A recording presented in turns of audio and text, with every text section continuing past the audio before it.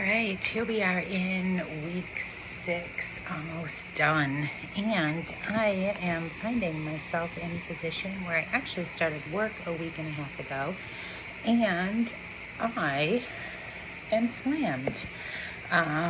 So this week has been hard with the paper and work and 2 chapters, but that's okay.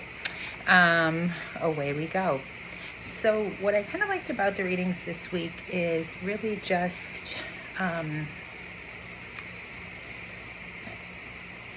what I've been struggling with, specifically with the method, is like how do I bring this into my classroom? I think about this with my own son studying in New York, and he's not studying at a method specific school.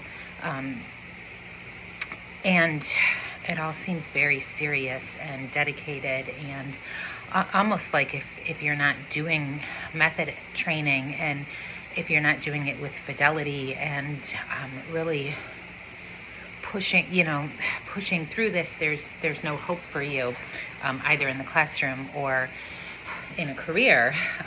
So I kind of liked the first reading by Deb Margolin, because she talks about how really she was pulled into this little band of theater artists, and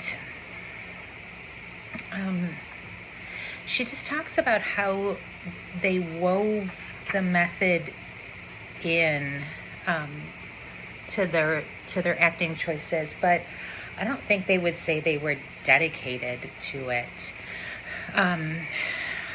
They're talking about all these people that they trained with, and their theater company was the Split Britches, and so they referred to their method as multiple choice acting, which really just means that you have multiple sources to draw on to create your character, and I really liked that.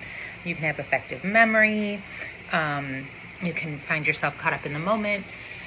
You can play off of the other character or the other actor if they are that good.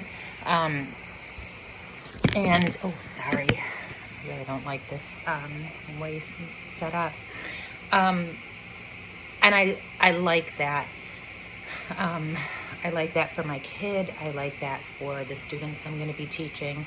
And it makes me feel a little more confident that I can start to bring in some aspects of method acting and not have to worry that I'm doing harm to the students.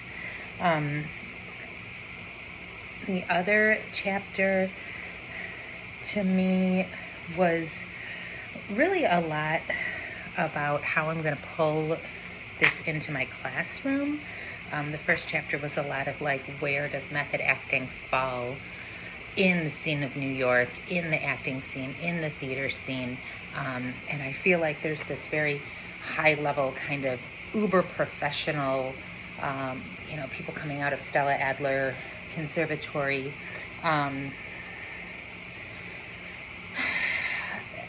polished, I guess I want to call them polished actors. These are kids who have been, or people who have been bred for this since they were younger. But I'm also starting to hope that there's these sprinklings all around it for people who don't have this very traditional, very disciplined acting. And again, just recognizing you can do that later in your career. I really liked the second chapter, Practicing the Paradox. I liked sense memory, imagine stimuli, and they were talking about, I think it's this one, they're talking about the place that you're at. I kind of thought that was a really great place to start with my kids, is focusing on the place. So while focusing on emotions of a situation might be a lot for 12-year-olds, and in the right setting and in a setting that's not safe, it could be potentially harmful. If we're focusing on the place, where kids are drawing these memories from, it might help them be more meaningful and authentic in the scene. In the chapter, they talked about how you could remember being on really hot sand and what that felt like. I also really love the idea from this. I'm at my 5 minutes, but that when you're recreating the place, inexperienced actors, to me, it was almost kind of describing like they want to play a game of charades where they're going to do these really big, kind of stereotypical movements, almost like you're trying to get the audience to guess what you're doing. And that's not really what you should be doing. If you're out in the rain, you're not like, like shaking the rain off of your hair and stuff, right? It's a little more the way you're walking down, and your eyes are being covered, and maybe your steps are a little uneven, especially if you're by a curb, because you don't want to step in a puddle.